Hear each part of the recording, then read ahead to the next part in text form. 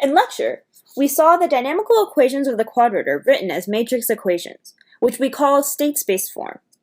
In this segment, we'll demonstrate how to transform the ordinary differential equations representing a dynamical system into state space form.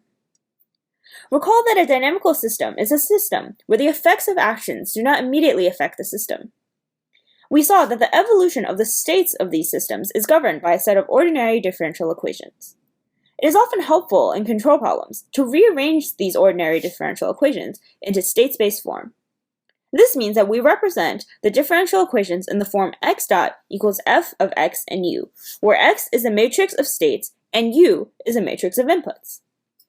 We can do this in a very systematic manner.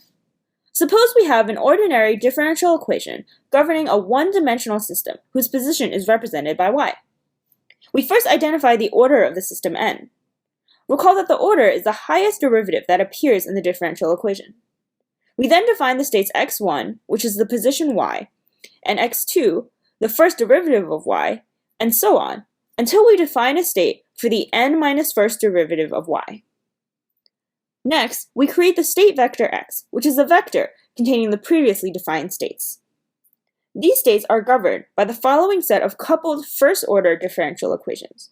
We see that because of the way we've defined the states, the first equation simply states that the derivative of x1 is x2.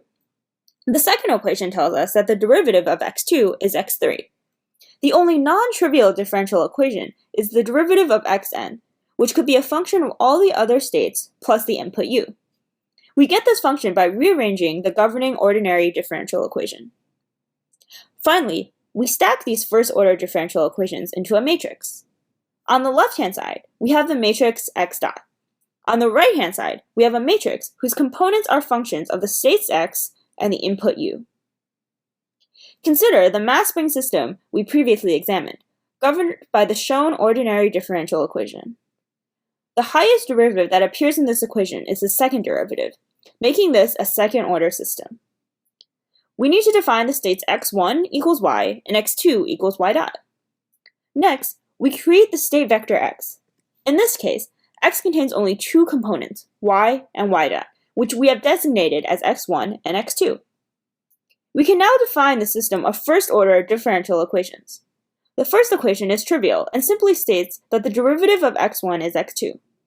We get the second equation from solving for y double dot using the governing ordinary differential equation. We see that the derivative of x2 is a function of x1 and u. We can write these two differential equations as a matrix. We see that because k and m are constants, the system is actually linear in the states and input. As a result, we can write the equations in the following manner. We see that this equation is in the form x dot equals ax plus bu, which is the general form for a linear state space equation. Again, the matrix equation is linear in the states x and the inputs u. We can demonstrate how to extend this procedure to higher order systems using the planar quadrator model. From lecture, we know the planar quadrator is governed by the following set of ordinary differential equations, which are written in terms of the variables y, z, and phi. Here, the highest derivative appearing in any differential equation is the second derivative, so this is still a second-order system. Next, we essentially must carry out the required steps for each variable. Because n equals 2, we need to define states for the position and velocity of y, z, and phi. This gives us a system with 6 states. These 6 states are placed into one state vector. We can now define the system of first-order differential equations. Again, the first 3 equations simply relate states to each other. The last 3 equations come from rearranging the 3 governing ordinary differential equations.